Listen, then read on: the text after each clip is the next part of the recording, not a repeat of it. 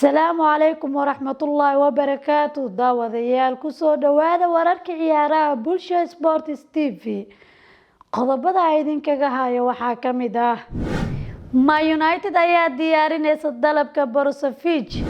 Chelsea ayaa ku biirtay tartanka Calvert-Lewin. Camavinga ayaa ka tagay kooxdiisa Rennes. Tottenham ayaa ogolaanaysa inuu baxo Toby. Real Madrid ayaa fasaxaysa Rafael Varane. Mourinho ayaa yiri Roma waxaan ka dhigi doonaa koox awood badan.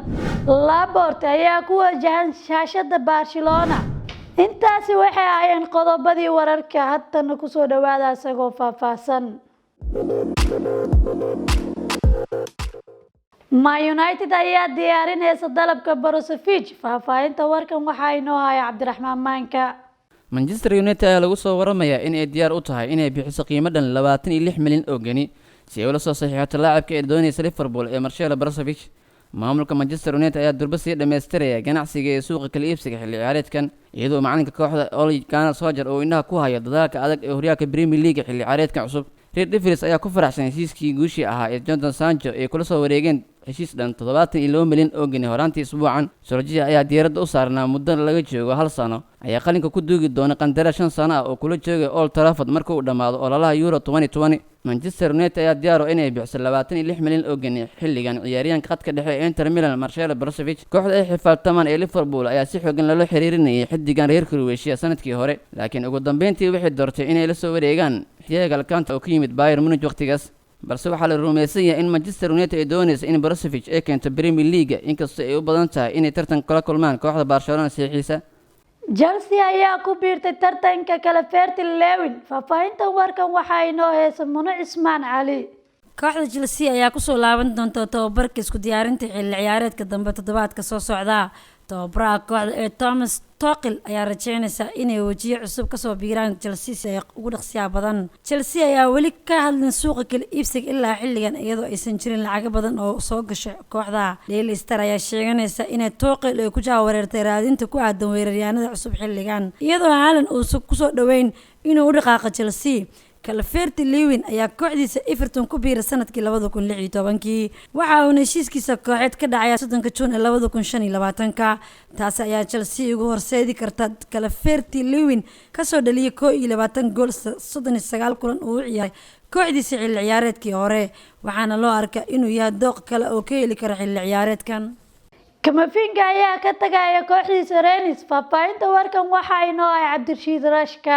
ciyaaryahanka qadka dhexe aadka loo xiiseynayo Camavinga ayaa u muuqanaya mid guud ahaanba ka dhaqaaqaya kooxda maadaama uu dalabyo muhiim ah ka helayo kooxaha ugu awoodda badan qaaradda Yurub waqtigan. Eduardo Camavinga ayaa wada hadalay heshiis kordhintiisa uu hakad ku yimid maadaama uu galayo xilli ciyaareedkiisii ugu dambeeyay ee heshiiskiisa kooxeed. 18 jirkan ayaa loo arkaa mid ka mid ah rajada qadka dhexe ee ugu fiican qaaradda Yurub waxaana lala xiriirinaya kooxda Real Madrid iyo kuwa kale waqtigan.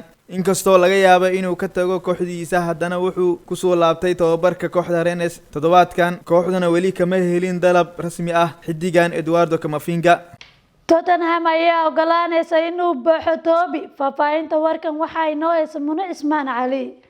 Tottenham ayaa u furan inay u fasaxdo difaaceeda dhexe ee Toby Adwell sida ay qortada Sen. xiddiga reer Belgium ayaa galay marxaladii ugu dambeeyay ee xirfadiisa ciyaareed wuxuu rajeynayaa inuu ku laabto horyaalka wadankiisa ee Belgium. si kastaba Tottenham ayaa doonaysa 25 milyan oo geni ah taasoo aad ugu sareysa weydiinta kooxaha ka dhisan horyaalka Holland ama Belgium waqtigan. 32 jirkan ayaa shakhsiyan doonaya inuu macsalaamiyo kooxdiisa Tottenham xilli ciyaareedkan. Toby ayaa kooxda Tottenham caga dhigtay sanadkii 2015 waxa uu haystaa heshiis gaaraya ilaa 2023. Real Madrid ayaa fasaxaysa Rafael Varane. Faahfaahinta warkan waxaa inoo haya Xuseen Cumar Xuseen.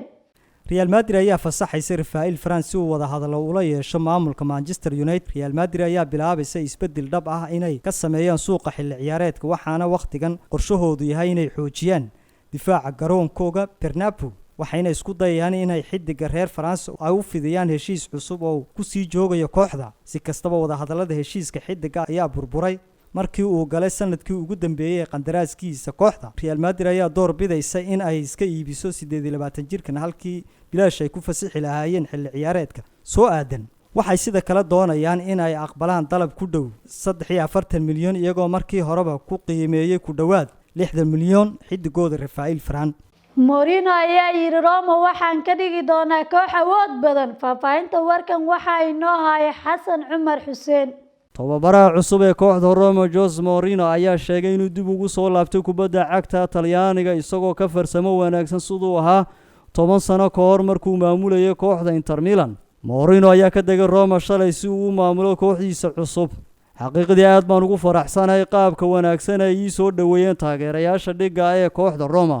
runtii aad bay ii soo jiiteen taageerayaasha balse anigana waxaa la igaga fadhiyaa in aan laba jibaaro farxadda xilligan ka muuqata taageerayaasha. waxaan aaday Real Madrid waxaanan kala soo kulmay waayo aragnimo fiican xitaa waxaanan leeyahay khibrad xad dhaaf ah oo ii muujinaysa inaan kooxda geeyo final.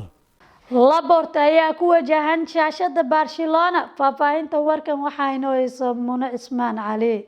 kooxda Barcelona ayaa heli karta fursad ay kula soo wareegaan difaaca Manchester City Aymeric Laporte. Sports ayaa sheegaysa in Laporte uusan ku biiri doonin Barcelona xilli ciyaareedkan. ciyaaryahanka ayaa la xiriirinayaa inuu dhaqaaqa Catalonia taasoo ka dhigi lahayd difaacii labaad ee kasoo dhaqaaqa Manchester City kadib bixitaankii Eric Garcia. kooxda Ronaldo Koeman ayaa soo afjartay xiisii ay u qabeen Laporte iyo xidiga Juventus ee Matthias de Ligt.